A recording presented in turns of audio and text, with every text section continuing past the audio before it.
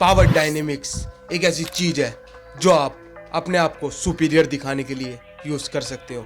आपको इसका मैं एग्जांपल देकर बताता हूँ। जब आप बचपन में कभी भी खेलने जाते थे तो आपके ग्रुप में एक ऐसा बच्चा रहा होगा जिसकी बात सारे मानते थे। वही डिसाइड करता था कि आज क्या गेम खेला जाएगा और आज कैसे किसको किस तरीके से खिलाया जाएगा और किस बच्चे का रोल क्या होगा। ये वही बच्चा है जिसका ओरा इतना स्ट्रॉन्ग होता है, उसमें एक मैस्कुलिनिटी होती है, उसमें एक लीडर क्वालिटी होती है जिसकी वजह से उसे अपनी पावर को शो करना आता है और उसे अपने एनिमी से कैसे ऊपर उठा जाए और ऊपर दिखा जाए उसे अच्छी तरह से पता होता है। इसलिए पावर डायनेमिक्स जो व्यक्ति यूज़ करता है वो दुनिया के किसी अलग ही लेवल पर पहुंच जाता है, क्योंकि वो ऐसी ऐसी चीज़ें अचीव कर लेता है जिसकी वजह से कोई भी उसको पीछे नहीं कर पाता। मान लीजिए आप पावर डायनेमिक्स का यूज़ कर अपने ऑफिस में भी कमाल का दिख सकते हैं।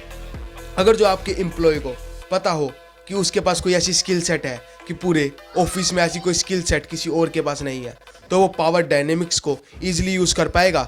जब मैनेजर उससे कोई भी स्किल के बारे में या कोई काम होगा, पर उसका एम्प्लॉय का तरीका बोलने का बहुत ज़्यादा पावर वाला होगा कि उसका एक ओरा ऐसा होगा कि जिसकी सारी बात मान रहे हैं, तो मैनेजर भी एक बार ही कतराएगा इसको जॉब से हटाने के लिए। इसको कोई गलती भी कर देता है तो वो कहेगा कोई नहीं, अगली बार से बेटर हो जाएगी, जिसकी वजह से उसे पावर डायनेमिक्स को ईजिली यूज़ करना आता होगा और वो कुछ भी कर पाएगा। हाँ गाइस, मैं आपके साथ आ चुका हूँ लॉ नंबर 8 की वीडियो के साथ। मैंने एक ऐसी सीरीज चला रखी है जहाँ पर मैं 48 पावर ऑफ लॉज, एक ऐसी खतरनाक बुक है जो आपके पूरे जीवन को ईजिली मैनिपुलेट कर सकती है और आपके दिमाग को भी मैनिपुलेट कर सकती है, जिसकी वजह से आप अपनी लाइफ का बेस्ट वर्जन बन पाओ और लोगों के सामने अलग ही तरीके से दिख पाओ। तो मैं आज इसके लॉ नंबर 8 पर पहुंच गया हूं।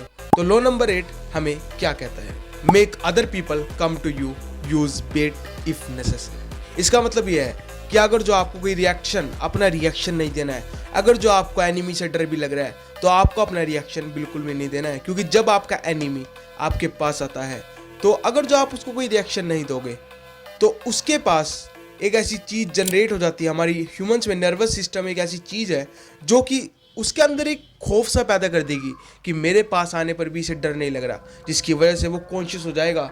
जब वो आपके ओरा में आएगा तो वो आपको मारने के बारे में नहीं, वो आपसे बचने के बारे में सोचने लग जाएगा, जिसकी वजह से उसके पूरा माइंडसेट ही चेंज हो जाएगा और असलियत में उसे आप ही कंट्रोल कर रहे होंगे, क्योंकि वो आपके पास आया है और आप कुछ उसे चारा फेंकोगे। बेट का मतलब चारा होता है, जिसकी वजह से आप उसको कोई ऐसा लालच दोगे कि मैं तुम्हारी ये मदद करवा दूंगा, कि मैं तुम्हारा ये फ़ायदा करवा दूंगा, जिसकी वजह से वो आपकी डिपेंडेंसी क्रिएट हो जाएगा और वो आप पर डिपेंडेंट हो जाएगा और आप उस टाइम लीड कर रहे होंगे, जिसकी वजह से वो आपका गुलाम भी बन सकता है और आपका दुश्मन नहीं, दोस्त बनने की कोशिश करेगा। तो ऐसे 3 पॉइंट आपको ये याद रखने हैं कि जब भी आपके सामने कोई भारी सिचुएशन हो तो आपको ये चीज़ें करनी ही करनी है। पहला, स्टे साइलेंट और स्टे काम। अगर जो आपके पास कोई भी मुसीबत आ रही हो तो एक अल्फा मैन कभी भी अपने आप को मुश्किल में गिरा हुआ नहीं पाता। वो शांत दिमाग से सोचता है कि मैं इस मुश्किल से कैसे निकल पाऊंगा, क्योंकि एक सॉल्यूशन ओरिएंटेड माइंड किसी भी मुश्किल से निकल सकता है। तो हमें हमेशा सल्यूशन के बारे में सोचना चाहिए, क्योंकि सल्यूशन वाला बंदा कुछ भी जीवन में उखाड़ सकता है। तो जब भी मुश्किल आए तो हमेशा साइलेंट रहिए, कुछ भी बोलिए मत, क्योंकि अगर जो जब आप अपना मुंह खोलेंगे, आपके वर्ड्स ही आपकी पहचान को डिसाइड करते हैं।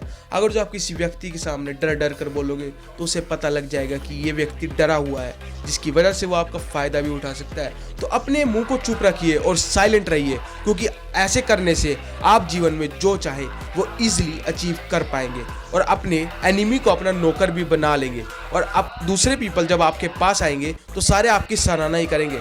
दूसरा पॉइंट, दूसरे में आपको क्या करना है? आपको डिपेंडेंसी क्रिएट करनी है। जब आपको डिपेंडेंसी क्रिएट करनी आ गई कि वो व्यक्ति आप पर डिपेंडेंट हो गया, जब भी उसे कोई काम हो तो वो आपके बिना वो काम कर ही नहीं पाए, जिसकी वजह से आपकी वैल्यू ऑटोमेटिकली इंक्रीज हो जाएगी और आप ग्रुप में अलग ही दिखने लग जाओगे और पावर डायनेमिक्स का कॉन्सेप्ट आप अच्छी तरीके से समझ जाओगे। तीसरे पॉइंट में आपको करना है, आपको स्ट्रॉन्ग नेटवर्क बिल्ड करने हैं। मान लीजिए एग्जाम्पल, अगर जो आपके घर वालों में से कोई बीमार हो जाता है और आप किसी हॉस्पिटल में जाते हो और वहाँ पर आपको कोई नेटवर्क अच्छा है और आपका टॉप सर्जन दोस्त है, तो आपका काम वहाँ पर ईजिली हो जाएगा। और एज कंपैरिजन टू सरकारी हॉस्पिटल में अगर जो आपकी कोई जान पहचान नहीं है तो आपका काम बहुत धीरे होगा, जिसकी वजह से आपके नेटवर्क्स आप ही को बेनिफिशियल होंगे। मान लीजिए अगर जो आपको कोई कंपनी में जॉब भी लेनी है या फिर आपको कोई डील क्लोज करनी है, तो आपका बड़ा बड़ा नेटवर्क होगा, जिसकी वजह से आप इजीली वो विश्वास के भरोसे वो चीज़ क्रैक कर लोगे और अपने बिजनेस में और नौकरी में भी सफलता पा लोगे। तो आपके नेटवर्क्स ज़रूर होने चाहिए, जिसकी वजह से बड़े बड़े लोग आपके कॉन्टैक्ट में हो और बड़े बड़े लोग भी आपसे डर जाएं, क्योंकि नेटवर्क एक ऐसी चीज़ है जो सारी गेम को पलट कर रख देती है। हाँ गाइस, पर किसी पर ज़्यादा भरोसा नहीं करने का, क्योंकि आप सिर्फ अपने सगे हो और किसी की भी नहीं। ये एक असलियत सच्चाई है गाइस। तो इसलिए इस वीडियो में मैंने आपको पावर डायनेमिक्स का पूरा कॉन्सेप्ट चिट्ठा खोल कर रख दिया है। तो अगर जो आपको इस वीडियो से कुछ नया जानने को मिला हो, तो आपके भाई का चैनल है, सब्सक्राइब कर जाना, क्योंकि आपका भाई आपके जीवन को बेटर बनाने के लिए डेली प्रयास कर रहा है। तब तक के लिए keep learning and keep growing. मिलते हैं लो नंबर 9 की वीडियो के साथ। धन्यवाद।